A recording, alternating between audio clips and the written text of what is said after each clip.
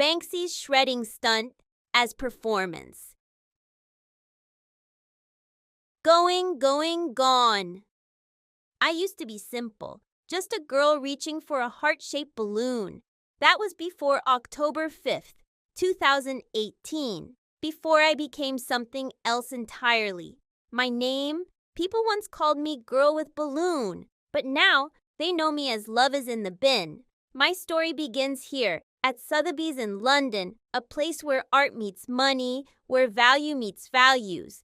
I watched them bid. Thank you very much indeed. But just as the gavel struck, something inside me began to change. Was I being destroyed, or was I becoming something more? That's when I first wondered, what makes art valuable? Is it the object itself, or the story it tells? Chapter 1. The Origins? My journey began here, on London's South Bank, near Waterloo. I was just a stencil mural, inviting interpretation from local artists and passers-by. I heard whispers about what I represented: hope, loss, innocence. Some saw the balloon as a symbol of unattainable dreams.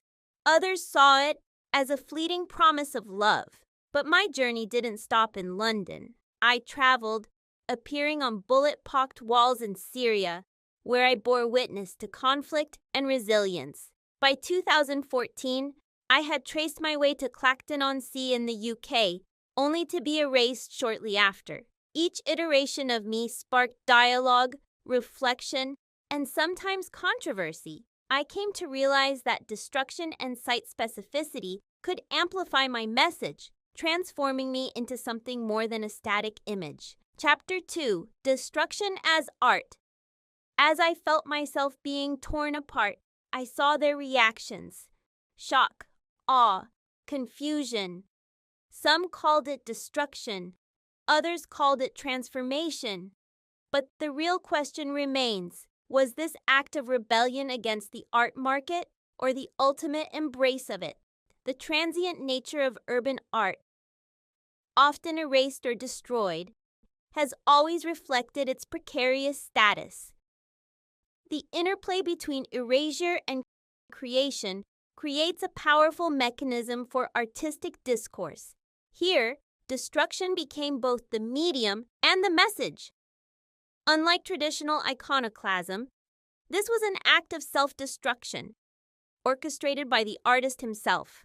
The shredding stopped halfway, creating an entirely new statement. Girl with Balloon had become Love is in the Bin.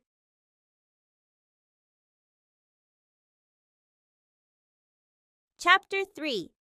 Site Specificity. Suddenly, I was everywhere. In headlines, on screens, in conversations. My value wasn't just in the canvas anymore. I became a moment in time. The site specificity of this work operates on multiple levels. As Kwan theorizes, site specificity has evolved beyond physical location to become a discursive vector. At Sotheby's, the auction room functioned as both a physical and symbolic site, a place where the performance unfolded simultaneously across three spaces: the physical room, the global media landscape, and the virtual sphere, where millions would eventually witness the event.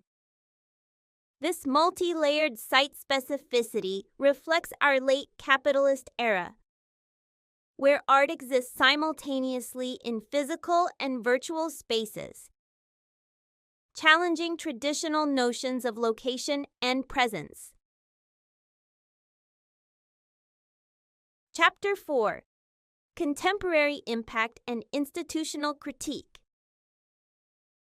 3 years later, I returned to Sotheby's. This time, the bidding soared to £18.5 million. The act meant to critique the market had made me more valuable than ever.